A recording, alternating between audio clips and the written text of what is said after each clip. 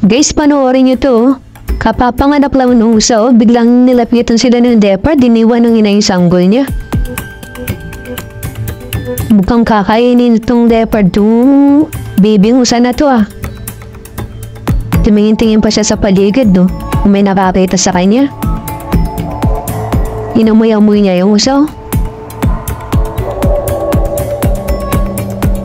Kawawa naman itong sanggol na to pag kinain itong leopard na to. Kaya kinagat na niya sa ulo. Saan kaya niya dadali nito?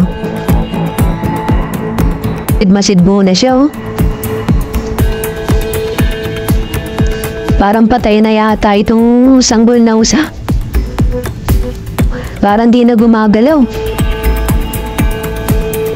Kawawa naman. Pero tingnan nyo to guys Parang ito na yung bibing usa kanina. Parang lumaki na siya.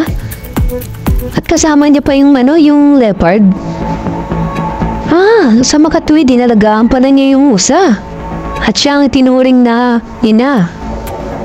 Napapayak naman to.